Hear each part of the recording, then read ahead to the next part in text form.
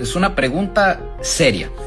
En El Salvador acaban de aprobar cadena perpetua para violadores, homicidios y terroristas.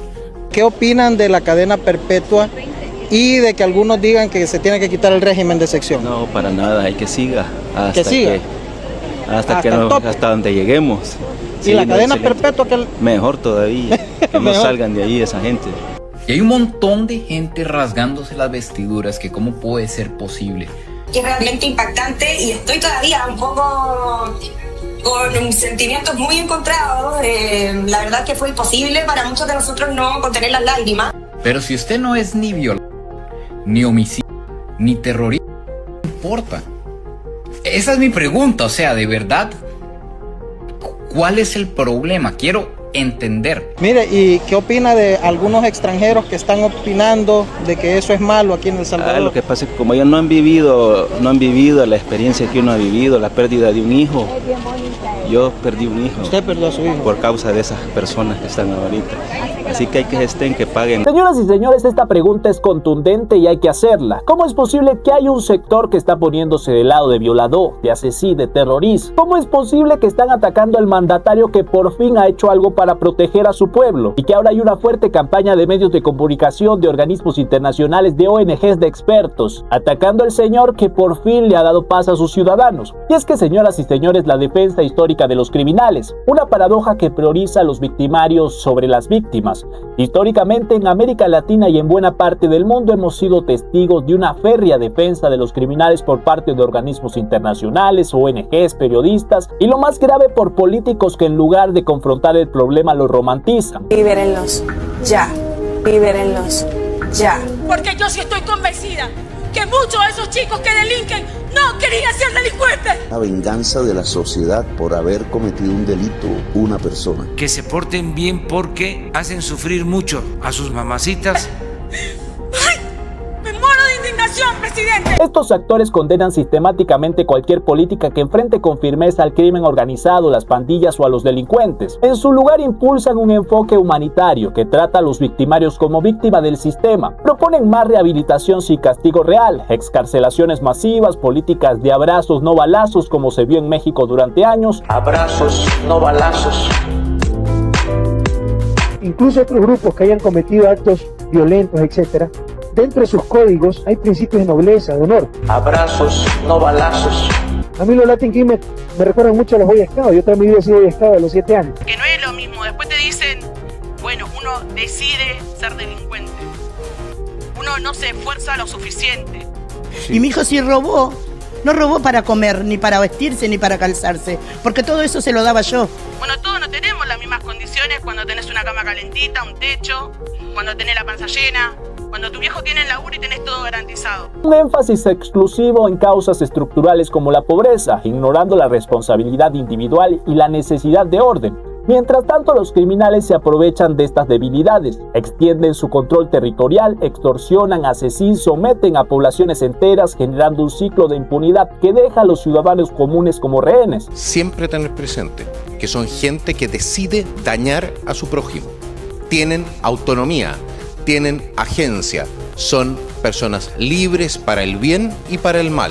Y es por ello que nosotros, a través del Código Penal, sancionamos. Porque si no fuesen libres para elegir, entonces por supuesto no podríamos sancionar. Y esa es la lógica que se ha impuesto desde la izquierda. Que entonces el criminal es la víctima. Yo necesito amor, comprensión y ternura. Eso necesito, yo no necesito estar encerrado. Esto, señoras y señores, es exactamente lo que está ocurriendo en nuestra región. Precisamente por eso es que nuestros países se han llenado de criminales, por gobiernos que imponen la narrativa de que ellos son unas víctimas y que más bien hay que ayudarlos, hay que darles dinero, hay que darles apoyo. Serán miles de jóvenes a los cuales les vamos a pagar por no matar. Nacional, pero también cuidamos a los integrantes de las bandas, son seres humanos. Y eso, damas y caballeros, es el resultado de 20 o 30 años de tratar a los criminales como si fueran víctimas en vez de lo que son, enemigos de la sociedad. E ignorando que hay un montón de ciudadanos en los mismos lugares que se parten el lomo trabajando.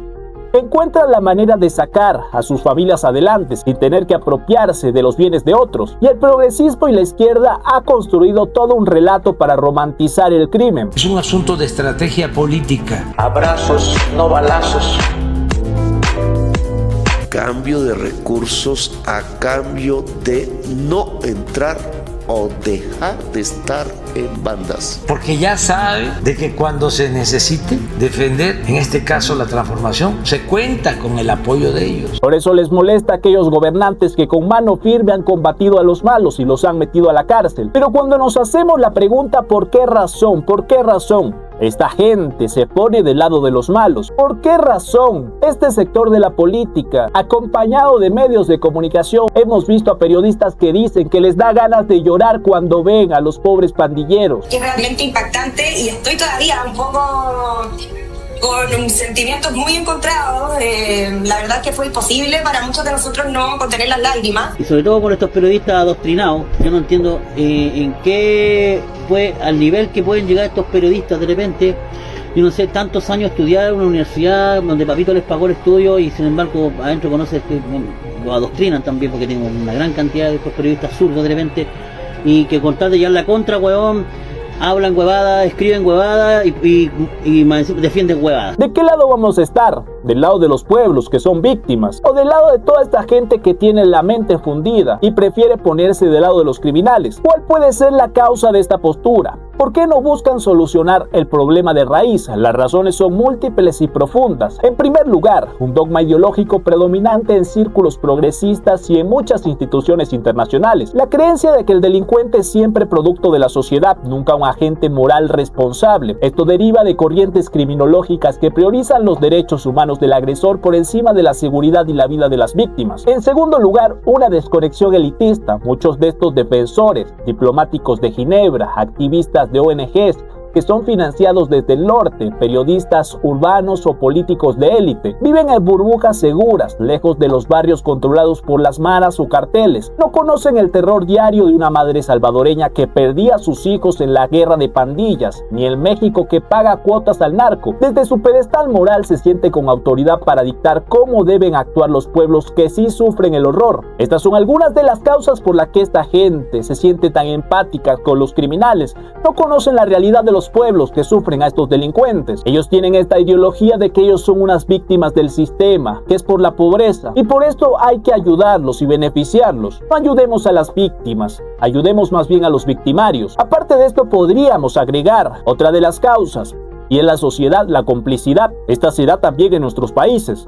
Políticos que llegan a sus cargos gracias al financiamiento de estos organismos criminales. Esto no es un secreto. Y esto respondería también mucho de por qué unos políticos que deberían estar allí para defender a los ciudadanos prefieren ponerse del lado de los criminales y hacer todo lo posible para que no se enfrenten. Porque ¿cómo van a actuar en contra de sus financistas? Y además de todo esto hay un interés institucional perverso. Si el crimen se resuelve de verdad, desaparecen las justificaciones para millones en fondos de cooperación, informes anuales y campañas de denuncia. Resolver el problema real implicaría admitir que las políticas blandas fallaron durante décadas y peor, reconocer que líderes que desafían ese consenso como Nayib Bukele en El Salvador tienen razón. Precisamente radica la reflexión más incómoda. Bukele heredó un país que era uno de los más violentos del planeta, con tasas de homicidio superiores a 100 por cada 100.000 habitantes. Implementó un régimen de excepción, encarceló masivamente a pandillas y priorizó la seguridad sin pedir permiso. Resultado, en 2025 El Salvador cerró con apenas 82 homicidios en todo el año, una tasa de 1.3 por 100.000 habitantes, el país más seguro del hemisferio occidental. Su pueblo lo respalda mayoritariamente porque recuperó la libertad de caminar por la calle, y el respaldo trasciende fronteras también. Una encuesta reciente de equipos consultores en Uruguay, en marzo de 2026, muestran que Bukele es con diferencia el líder internacional con mayor simpatía entre los uruguayos, con un 45% de imagen positiva, e incluso sectores de izquierda uruguaya lo ven con respeto. No hay muchos referentes, no hay muchos líderes que los uruguayos veamos como que a todos nos gusten y que tengan saldo positivo. Hay solo uno con saldo positivo que tiene más simpatía que antipatía. ¿Y cuáles son los que, mirado desde las simpatías, tienen mejor imagen? Bueno, el de mejor imagen es el presidente de El Salvador, Nayib Bukele. Todo el resto de los medios tienen más rechazo que adhesión. Esto es una realidad, señoras y señores, y esto también entra en conflicto con algunos de los argumentos de los expertos, porque ellos nos dicen que para proteger la democracia hay que frenar a Bukele. Nos lo dicen así, que en El Salvador, con sus políticas que meten a la cárcel a los malos, están frenando la democracia. Pero ¿cómo es posible que ellos nos hablen de democracia? Nos hablen de que Bukele es un dictador cuando es el presidente que tiene mayor respaldo en el mundo con un 92%. Cuando en otras fronteras quisieran tener un presidente como él. Y si en esas mismas fronteras se hace una encuesta y se pregunta, ¿les parece que Bukele está haciendo lo correcto? ¿Quisieran ustedes aplicar el mismo modelo? ¿Les parece que se debería aplicar la cadena perpetua como en El Salvador? Les aseguro que los ciudadanos de estos países dirán un rotundo sí. Díganme dónde está lo antidemocrático en esto. Estas propuestas son rotundamente apoyadas por el pueblo. Que esto está siendo un modelo para América Latina. Y está hablando de exportar su modelo de seguridad y su modelo carcelario, y vemos además a muchos presidentes entusiasmados con la idea. No le tienen miedo a un país como El Salvador. Le tienen miedo al efecto dominó, de que cada vez más países del mundo decidan salirse de su control, de sus planes. Pero su trabajo es hacer ver a los buenos como los malos y a los malos como los buenos. Me parece más antidemocrático que un pequeño sector, que unos supuestos expertos, que unos señores de organismos que no eligió nadie vengan a decirnos cómo hacer las cosas, vengan a exigir que se implemente una receta fracasada, que han ideado unos tipos que no conocen la realidad de nuestros países, que han ideado unos tipos que en su mente consideran que hay que tratar bien a los delincuentes, mientras los delincuentes masacran a nuestros ciudadanos. Esto, señoras y señores, sí me parece antidemocrático. Les pregunto a ustedes, ¿les parece a ustedes que deberíamos seguir esa receta? ¿Les parece a ustedes que está bien lo que está pasando en El Salvador? ¿Qué les parece más antidemocrático? Que los expertos, los organismos, los periodistas que quieren imponer su narrativa sean a los que se les debe creer, a pesar de que a ellos no los respalde el pueblo. Muchas preguntas que nos dejan una clara respuesta, señoras y señores, y sin embargo los mismos que proponen abrazar a los criminales en sus propios países arremeten contra Bukele con furia. Organismos como la CIDH, paneles de la ONU y ONGs lo acusan de crímenes de lesa humanidad por sus políticas de seguridad, mientras guardan silencio ante dictaduras o masacres en otros contextos. Cuando uno llega a esto, uno piensa que esos organismos internacionales son pulcros. Y uno ve la OEA y la ONU y uno ve el secretario general de la OEA en Washington y uno piensa que esta gente es correcta. Claro, cuando uno ya entra en esto y se da cuenta que las cosas no son como las pintan, que la comunidad internacional en su gran conjunto es hipócrita y cínica y caen ante grandes abusos a los derechos humanos verdaderos, donde asesinan gente en la calle y asesinan manifestantes en la calle y guardan absoluto silencio, pero en El Salvador, donde nunca hemos lanzado una lata de gas lacrimógeno en mi gobierno y en 2 años, nos han condenado como 80 veces por violaciones a los derechos humanos y nunca hemos lanzado una lata de gas lacrimógeno. Y en otros países donde asesinan a mansalva a los manifestantes, callan. Entonces uno se da cuenta que todo esto de la comunidad internacional y todo esto de las organizaciones internacionales no son lo que lo pintan. ¿Lo sabía yo hace 2 años? No lo sabía, pero lo sé ahora, sí lo sé. Y ahora con esto que pasa ustedes ya lo saben también.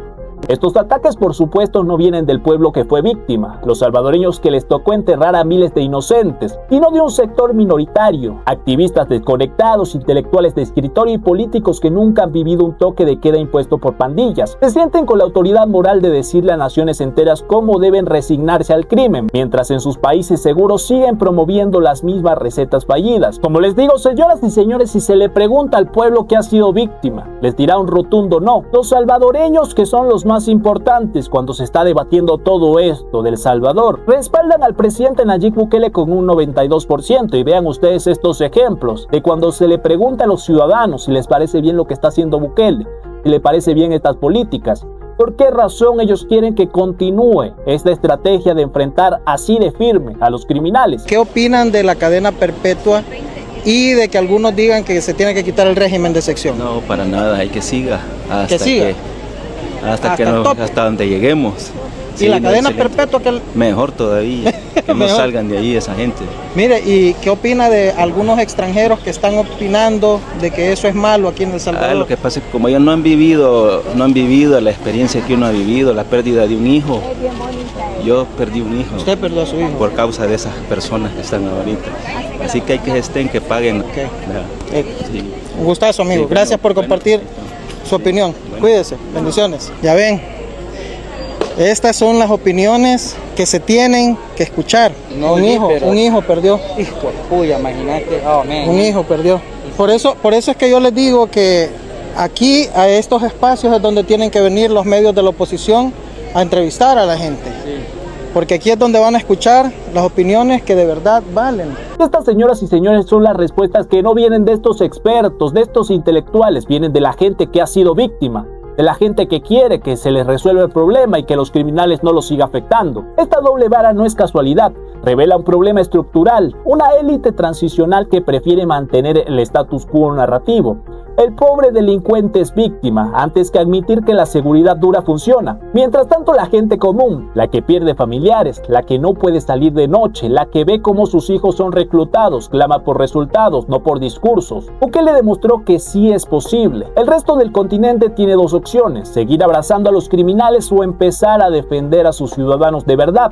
La historia y las encuestas ya están juzgando quién eligió correctamente, señoras y señores. Yo creo que está completamente claro cómo hay un ataque completamente orquestado en contra del presidente Nayib Bukele, y sus atacantes no representan a los pueblos. Sus atacantes no consideran que él es un criminal ni que está haciendo algo incorrecto. Sus atacantes son un montón de gente que tiene en su cabeza un pensamiento de que los criminales son unas víctimas del sistema y hay que encontrar la manera de sacarle dinero de los impuestos a los ciudadanos de bien y trabajadores para darles un poco a ellos. Esta es la manera que ellos encontrarán para resolver el problema, pero que no ha resuelto nada. En este proceso hay un montón de fundaciones que supuestamente están tratando de resolver estos problemas, que son quienes se benefician en conjunto con los mismos criminales, que ahora tienen completa impunidad para operar. Y lo mismo del inicio, si nosotros le preguntamos a la gente común, a la gente que ha sido víctima de estos criminales, si les parece bien que se aplique el modelo Bukele, las estrategias, las políticas, cadena perpetua para los más malvados, ellos nos dirán un rotundo sí, porque están cansados de que los sometan, están cansados de que los políticos no hagan nada por ellos, no los protejan, y han logrado ver cómo alguien realmente ha resuelto este problema. ¿Qué opinan ustedes de esto, señoras y señores? ¿Por qué razón este montón de políticos? ¿Por qué razón este montón de ONGs? ¿Por qué razón estos periodistas atacan tanto a Bukele y prefieren ponerse del lado de los criminales más despiadados?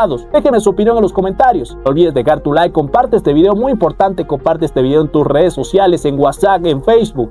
Ayúdanos a que este mensaje llegue más lejos. Y si es primera vez que estás por aquí, suscríbete y activa las notificaciones. Yo soy Gabo y nos vemos en el próximo video.